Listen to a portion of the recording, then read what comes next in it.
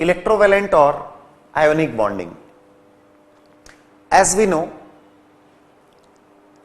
किसी भी टाइप का बॉन्ड हो, whether we talk about ionic bond, यानी केमिकल बॉन्ड्स में आयनिक बॉन्डिंग होगी या कोवेलेंट बॉन्डिंग होगी, the definition of any kind of bond will start from the electrostatic force of attraction.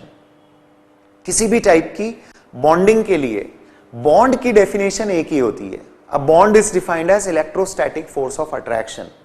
If it is strong enough then we call it chemical bond. If it is very weak, जिससे कोई chemical changes नहीं होते जिसके break होने से, तो फिर वो फिजिकल बॉन्ड्स या फिजिकल फोर्सेस में काउंट होता है।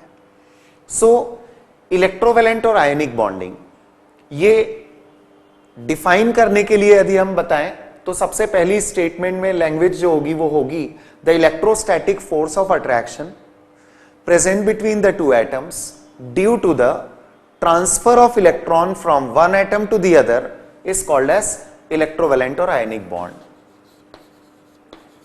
आई repeat, the electrostatic force of attraction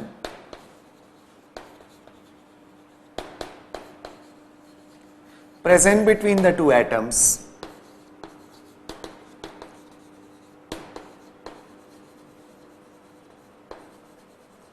due to the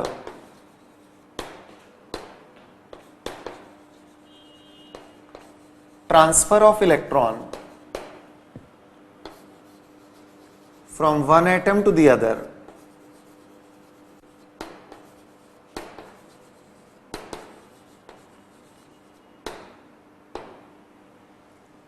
is the electrovalent bonding। Electron transfer करके कैसे अट्रैक्टिव फोर्स डेवलप होता है, ग्रेजुअली हम उस पॉइंट की तरफ बढ़ेंगे आगे, पर एक इंट्रोडक्टरी लेवल पर दो तीन पॉइंट्स हमें यहां पर समझना चाहिए, नोटिस करना चाहिए।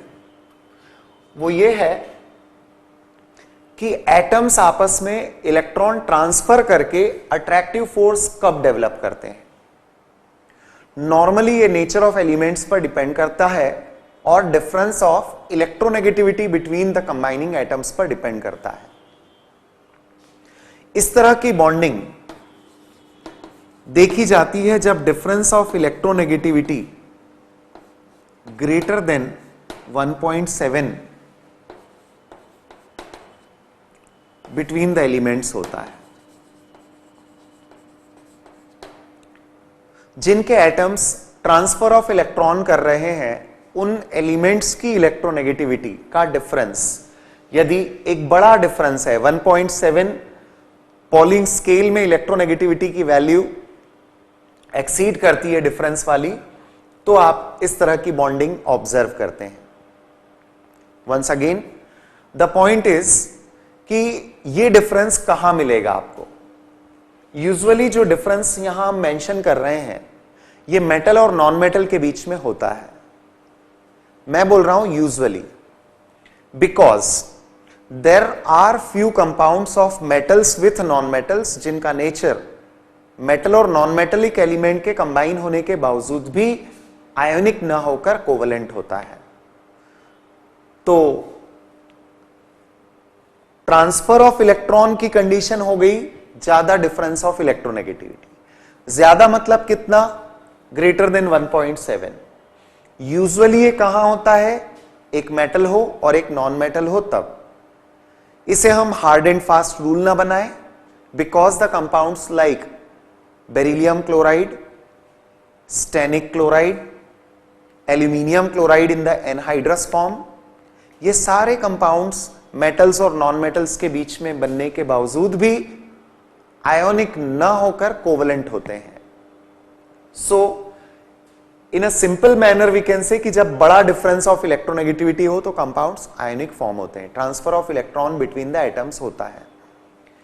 इसी पॉइंट को लेकर हमें एक बात और समझनी चाहिए, किसी कंपाउंड का परसेंटेज आयोनिक नेचर। जी हां, यह भी होता है कि कंपाउंड्स में आयोनिक नेचर वेरी करता है। A particular compound can be found to be lesser ionic than the other which is being compared.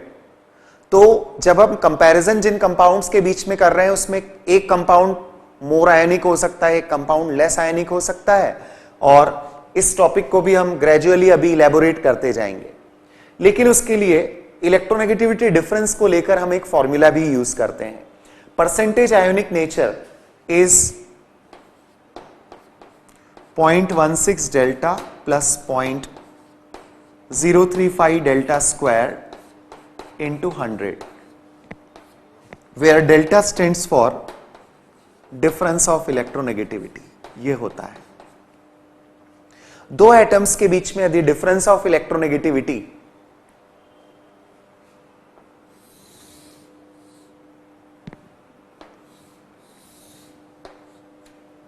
Greater होता है तो उसमें आयोनिक नेचर ज्यादा होगा। कहां कितना, आप इस फॉर्मूला को यूज करके डिटरमाइन कर सकते हैं। Now let us talk about one more thing. जैसे मैंने अभी यहां पर ये रखा है topic valency with respect to hydrogen. जब हम बात कर रहे हैं valency with respect to hydrogen, what does it mean? Hydrogen के साथ में जब कोई एलिमेंट कंबाइन हो रहा है तो उसकी वैलेंसी के बारे में हमने बात की है। Now if I talk about lithium hydride, LiH is the compound. It is formed with the combination of lithium and hydrogen, और उनके बीच में जो बॉन्डिंग होती है वो आयनिक होती है। सो दैट वे हम बात करते हैं वैलेंसी में भी दो टर्म्स की। एक टर्म होती है इलेक्ट्रोवैलेंसी और एक टर्म होती है कोवैलेंसी। मीथेन की बात करें या अमोनिया की बात करें तो नाइट्रोजन का बॉन्डिंग हाइड्रोजन के साथ अमोनिया में ये कोवेलेंट बॉन्डिंग होता है, म्यूचुअल इलेक्ट्रॉन शेयरिंग से बॉन्ड बनते हैं। तो वहां पर आप कार्बन की या नाइट्रोजन की वैलेंसीज को कोवैलेंसीज डिफाइन करते हैं। यहां पर मैं लिथियम की वैलेंसी को इलेक्ट्रोवैलेंसी डिफाइन करूंगा। तो ये एक बहुत सिंपल सा पॉइंट है कि वैलेंसी को हम आगे फिर बाइफरकेट करके इलेक्ट्रोवैलेंसी या कोवैलेंसी बोल सकते हैं, depending on the nature of bonding between the atoms. एक कंसेप्ट को और देखते हैं हम।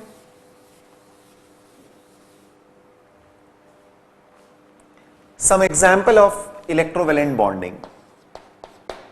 मैं टू एक्सप्लेन द कंसेप्ट सबसे सिंपल एग्जाम्पल की ही अभी बात करूंगा, सोडियम क्लोराइड। सोडियम क्लोराइड में हम जानते हैं कि it is the element with configuration 1s2 2s2 2p6 and 3s1।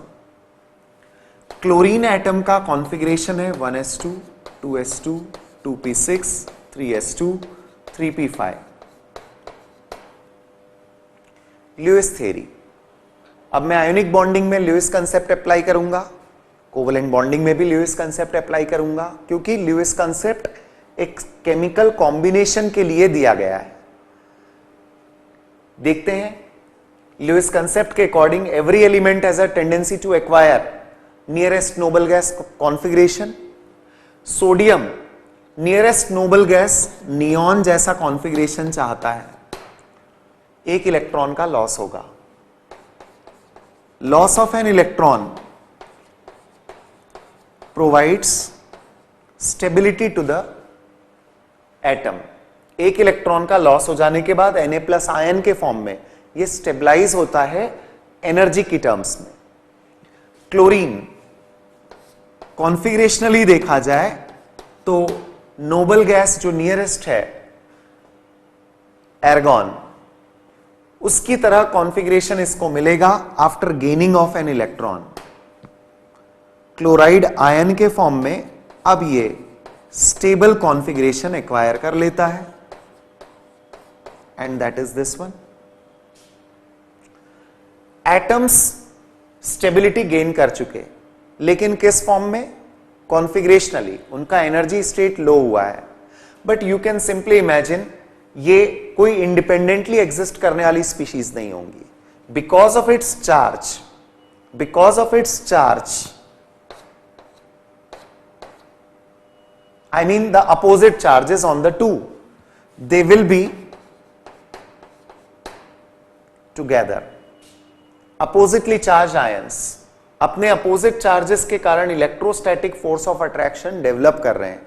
ये डेवलपमेंट क्यों हो रहा है, अट्रैक्टिव फोर्स क्यों डेवलप हुआ, क्योंकि एक इलेक्ट्रॉन इसने लूज किया और एक इलेक्ट्रॉन इसने गेन किया. It's a simple thing friends. This is not a big deal कि हम NaCl कैसे बनता है, सोडियम का एक एटम इलेक्ट्रॉन लूज कर रहा है, वो गेन कर रहा है. बट इसके आगे हमें कुछ पॉइंट्स जो यहां पर अब अंदर चलकर समझ में आना चाहिए. देखिए वो क्या है. सोडियम जब इलेक्ट्रॉन लूज कर रहा है, हमें एनर्जी वाले पार्ट पर अब फोकस करना है. तो कौन सी एनर्जी हमें उसको देनी पड़ेगी या कोई सिस्टम लिबरेट करेगा जिससे ये इलेक्ट्रॉनिक चेंजेस पॉसिबल होंगे. You just think about it. Sodium का एटम इलेक्ट्रॉन लूज करेगा, एनर्जी एब्जॉर्प्शन और एमिशन. आप क्या सोचते हैं? सोचिए, आप इलेक्ट्रॉन रिमूव करना चाहते हैं, एटम का न्यूक्लियस उस इलेक्ट्रॉन को होल्ड किए हुए है. यह बात जरूर है कि यह लूजली हेल्ड इलेक्ट्रॉन है, तो इसको निकालने में, आफ्टर ऑल है तो अट्रैक्टेड इलेक्ट्रॉन, निकालने में आपको एनर्जी सिस्टम को देनी पड़ेगी.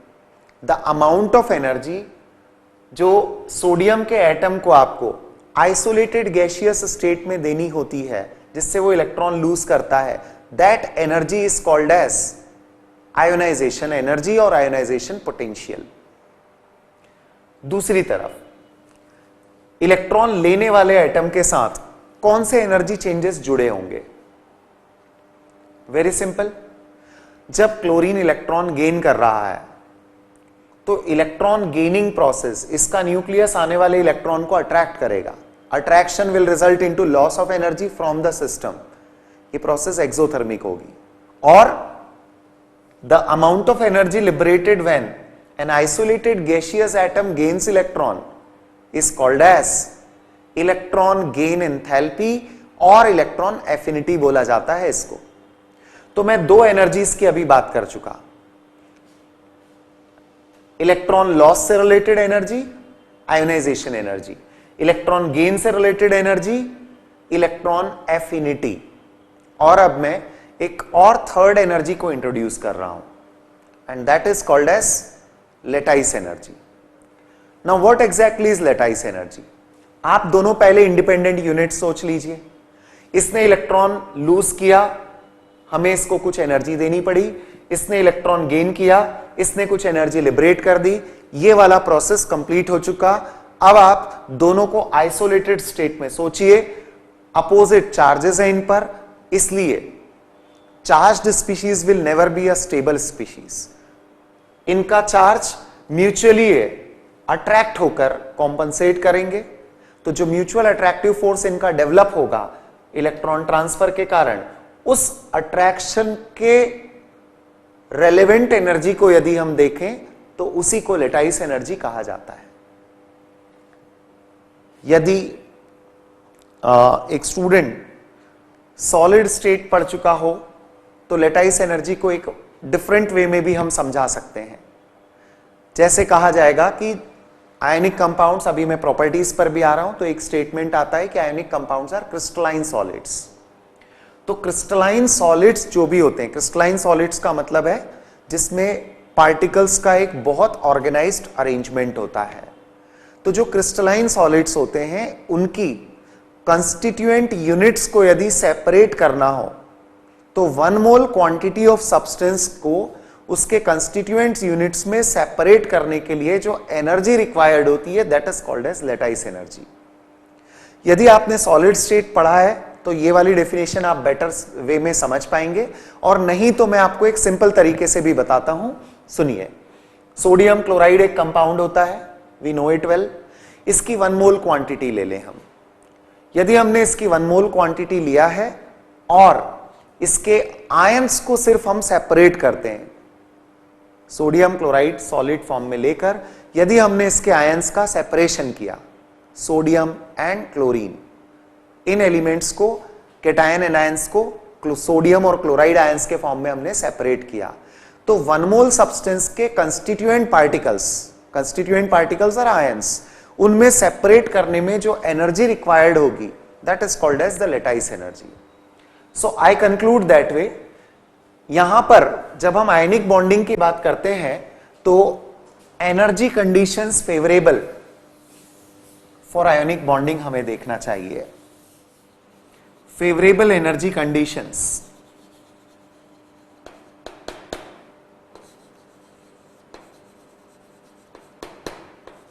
for ionic bonding. Favorable energy conditions for ionic bonding. पहले तो आप एक बार फिर से उन एनर्जीज को सोच लें जो मैंने कही। 3 एनर्जीज की मैं बात कर रहा हूं। Energy conditions favourable for ionic bonding, 3 energies की मैंने बात किया है। पहला आयोनाइजेशन एनर्जी, किसकी? लेकिन जो इस प्रोसेस में इलेक्ट्रॉन डोनर होता है। तो ionisation energy of the donor कैसा एक्सपेक्टेड है? फेवर कहां मिलेगा आयोनिक बॉन्डिंग को? फेवर कहां मिलेगा आयोनिक बॉन्डिंग को? आयोनिक बॉन्डिंग को फेवर तब मिलेगा जब इलेक्ट्रॉन लूज करने वाला इजीली लूज करे। इजीली लूज करने का मतलब है कि अमाउंट ऑफ एनर्जी उसे हमें कम देना पड़े और वो इलेक्ट्रॉन लूज कर दे। तो मैं यहां पर लिखता हूं low ionization energy of electron donor.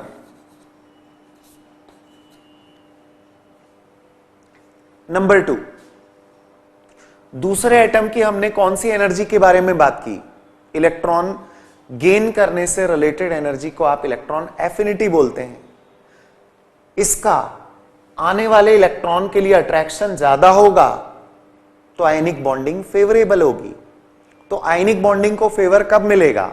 जब इलेक्ट्रॉन लेने वाला इलेक्ट्रॉन को ज्यादा अट्रैक्ट करेगा, और ज्यादा अट्रैक्ट करने का मतलब है ज्यादा एनर्जी का लिबरेशन होना। So more electron affinity of electron acceptor. Electron acceptor atom की इलेक्ट्रॉन एफिनिटी ज्यादा होनी चाहिए।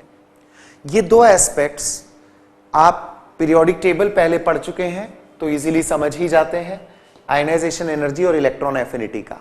बट मैं तीसरी जो एनर्जी यहां पर इंट्रोड्यूस कर रहा हूं, यूजुअली केमिकल बॉन्डिंग पढ़ते वक्त ये टर्म नहीं होती है हमारे लिए, and that is lattice energy.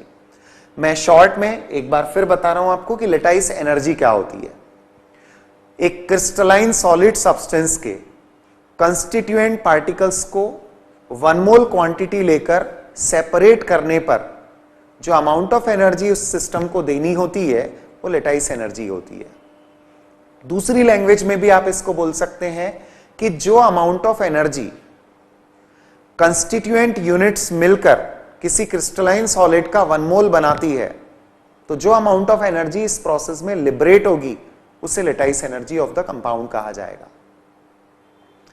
या तो आप कहिए कि उसके बनने में कितनी लिबरेट हुई है, या फिर आप कहिए कि उसको ब्रेक करने में कितनी उसको देनी पड़ रही है। So that way that quantity of energy is called as lattice energy. Now what do you think? Lattice energy of the ionic compound कम या ज्यादा होने पर आयनिक बॉन्डिंग को फेवर कैसे मिलेगा? It's so simple.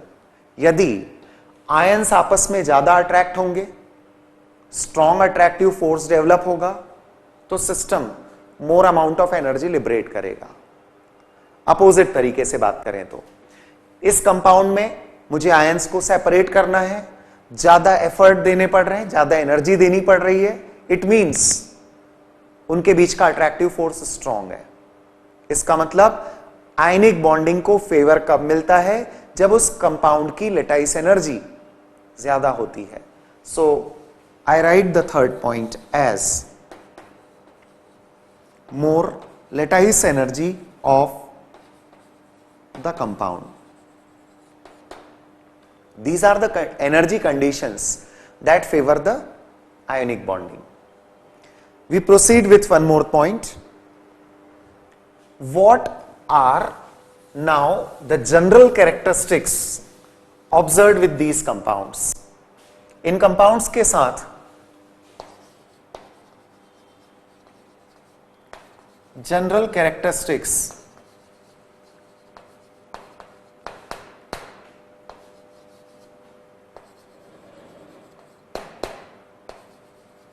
क्या होते हैं? General characteristics of ionic compounds.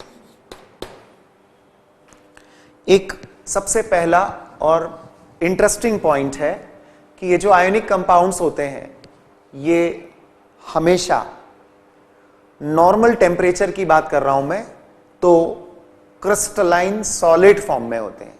The very first important characteristic, ionic compounds are crystalline solids.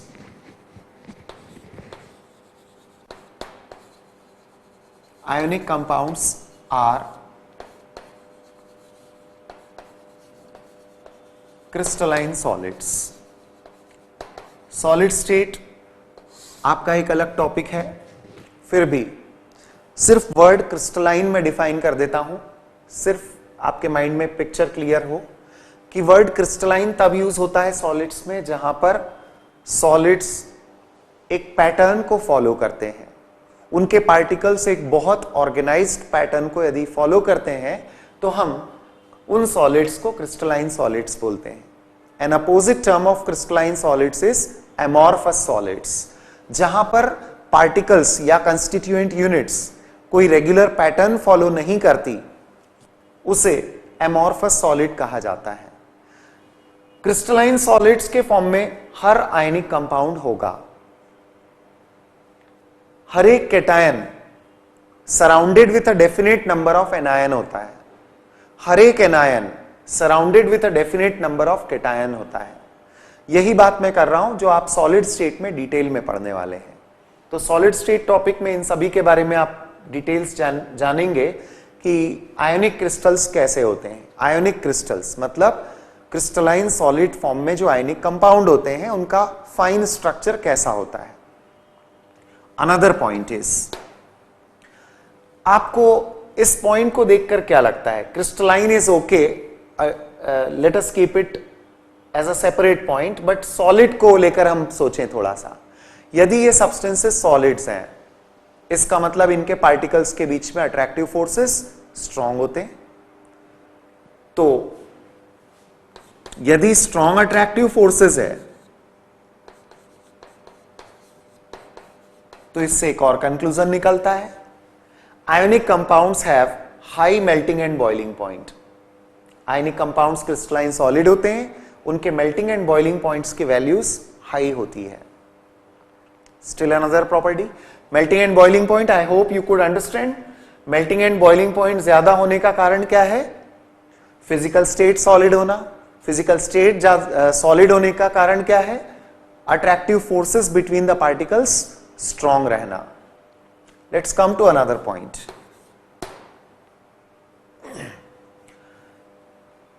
Ionic compounds को लेकर यह कहा जाएगा, अब मैं आ रहा हूं सॉल्युबिलिटी के एक पॉइंट पर। सॉल्युबिलिटी को लेकर यहां पर एक जो अपना मेन ट्रैक चल रहा है जनरल कैरेक्टरिस्टिक्स वाला, इससे थोड़ा सा अलग जाकर मैं आपको एक और एनर्जी के बारे में पहले इंफॉर्मेशन दे रहा हूं। So just try to understand that. एक बहुत सिंपल सा मैंने कोई कंपाउंड लिया AB, it's an ionic compound. बात हो रही है उसको वाटर में डिसॉल्व करने की। पानी में यदि हम डिसॉल्व कर रहे हैं किसी आयनिक कंपाउंड को तो अल्टीमेटली उसमें क्या क्या हो रहा है? आपका आयनिक कंपाउंड अज्यूम करिए कि वो आयंस में ब्रेक होता है, उसके आयन सेपरेट हो रहे हैं वाटर में जाने के बाद, क्योंकि आप जानते हैं कि वाटर में कोई आयनिक कंपाउंड जब डिसॉल्व होता है तो फ्री आयंस अवेलेबल होते हैं। तो ये आयंस अब फ्री हो चुके हैं पानी में जाने के बाद, लेकिन आयंस अभी इंडिपेंडेंट नहीं होते क्योंकि वहां पर वाटर होता है। तो वाटर के मॉलिक्यूल्स इन आयंस के आसपास अपनी जगह बना लेते हैं, या ये कहिए कि ये आयंस वाटर के बहुत सारे मॉलिक्यूल्स के बीच बीच में प्रेजेंट होते हैं। दे occupy the positions in between water molecules. ये जो स्टेट ऑफ द सिस्टम होता है इसको हम बोलेंगे कि आयंस गेट हाइड्रेटेड। इस स्टेट को कहा जाता है कि आयंस का हाइड्रेशन हुआ है, द आयंस गेट हाइड्रेटेड। दो एनर्जीज को लेकर मैं यहां पर एम्फेसिस दे रहा हूं। सिंपली यदि हम NaCl को ही वाटर में डिसॉल्व कर रहे हैं तो व्हाट इज हैपनिंग एग्जैक्टली, हम जानते हैं कि NaCl वाटर में डिसॉल्व हो जाता है, आयंस फ्री होते हैं वाटर में। जब वो डिसॉल्व हो रहा है तो उसमें क्या क्या चेंजेस आए, एक तो उसका सोडियम और क्लोराइड ये आयंस फ्री हो गए एक दूसरे से, लेकिन उनके आसपास large number of water molecules भी प्रेजेंट होते हैं, तो हम कहेंगे कि आयंस गेट हाइड्रेटेड। यहां पर मैं बात कर रहा हूं दो अलग अलग एनर्जीज की। 1 mole of a crystalline solid जब अपने आयंस में ब्रेक होता है तो जो एनर्जी उसे आपको देनी पड़ती है वो कौन सी एनर्जी होती है, लेटाइस एनर्जी, जो अभी हमने यहां पर देखी। तो इस स्टेप में रोल ऑफ लेटाइस एनर्जी है। इस स्टेप में we have a role of hydration energy. Now what exactly is hydration energy? किसी आयन का 1 मोल वाटर के साथ जब अट्रैक्टिव फोर्स डेवलप करता है, ऑब्वियस है कि इसके आसपास वाटर मॉलिक्यूल्स है, मतलब they are having some kind of attractive force. तो जो आयन के आसपास वाटर मॉलिक्यूल्स हैं वो किसी तरह के अट्रैक्टिव फोर्स के कारण है। तो ये जो अट्रैक्टिव फोर्स डेवलप होता है आयन और वाटर के बीच में, इससे रिलेटेड एनर्जी को हाइड्रेशन एनर्जी कहा जाता है। So I am using the abbreviation HE, hydration energy. दो स्टेप्स होती हैं, एक आयनिक सब्सटेंस वाटर में डिसॉल्व हो रहा है तो दो एनर्जीज का वहां पर रोल है, एक एनर्जी लेटाइस एनर्जी और दूसरी एनर्जी हाइड्रेशन एनर्जी। आप अब खुद सोचिए, लेटाइस एनर्जी एब्जॉर्ब्ड एनर्जी हमें सिस्टम को देनी पड़ेगी, hydration energy will be liberated energy, क्योंकि ये इनके अट्रैक्टिव फोर्स के कारण लिबरेट हो रही है। इन एनर्जीज के मैग्नीट्यूड डिसाइड करते हैं कि सब्सटेंस डिसॉल्व होगा या नहीं होगा। Not only the magnitude of these two but the conditions also. आप NaCl को किस टेम्परेचर पर वाटर में डिसॉल्व कर रहे हैं उस पर भी डिपेंड करेगी कि उसकी कितनी क्वांटिटी डिसॉल्व हो रही है। तो environmental factors are there, but यदि हम बात करें एनवायरमेंटल फैक्टर्स को हटाकर तो यहां पर बात हो रही है खास तौर पर दो एनर्जीज को लेकर। आयोनिक कंपाउंड्स में यूजुअली आयंस का वाटर के साथ अट्रैक्टिव फोर्स स्ट्रॉन्ग डेवलप होता है। अच्छे से हाइड्रेट हो जाने के कारण ये most of the times, language पे ध्यान दें, most of the times lattice energy को ओवरकम कर जाती है। ये एनर्जी मतलब आयंस को वाटर के साथ अट्रैक्टिव फोर्स डेवलप करने के बाद एक मोर कंफर्ट वाला जोन मिलता है compared to the ion ion attraction. तो यदि हाइड्रेशन एनर्जी लेटाइस एनर्जी को ओवरकम कर रही है तो सब्सटेंस डिसॉल्व हो पाता है। ऑल्दो जो थर्मोडायनेमिक एस्पेक्ट्स हैं सॉल्युबिलिटी को लेकर वो अलग होते हैं, पर यदि एक ब्रॉड वे में हम बात करें कि ये दो एनर्जीज का क्या रोल होता है, तो यहां पर हम बोलेंगे कि जब लेटाइस एनर्जी कम, हाइड्रेशन एनर्जी ज्यादा, तो ये कंडीशंस सॉल्युबिलिटी को फेवर करती है we can say, right. Lattice energy यदि कम होती है तो सॉल्युबिलिटी को फेवर करती है। क्यों? क्योंकि आयंस इजीली ब्रेक हो सकते हैं। हाइड्रेशन एनर्जी का ज्यादा होना सॉल्युबिलिटी को फेवर करता है। रिजल्ट सुनिए, the result is generally soluble in water.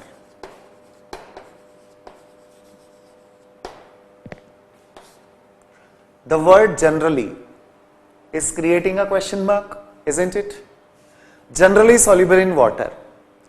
क्या सारे आयनिक कंपाउंड वाटर में डिसॉल्व नहीं होते? यस, नहीं होते। वो क्यों नहीं होते? कुछ एग्जाम्पल्स लेकर बात करें, जैसे barium sulphate, silver chloride, calcium carbonate. Large number of compounds ऐसे भी हैं जो वाटर में डिसॉल्व नहीं होते या बहुत कम क्वांटिटी उनकी डिसॉल्व हो पाती है। They are called as sparingly soluble. तो what exactly will be the reason in that case? Generally जो डिसॉल्व नहीं होते, अब उनकी मैं बात कर रहा हूं, ये वो कंपाउंड्स होते हैं जो बहुत ज्यादा लेटाइस एनर्जी वाले होते हैं, जिनका लेटाइस बहुत स्ट्रांग होता है, जिसमें केटायन एनायन स्ट्रांगली अट्रैक्टेड होते हैं लेटाइस के अंदर। तो I will write generally soluble in water, in bracket मैंने लिख दिया है compounds of very high lattice energy are insoluble.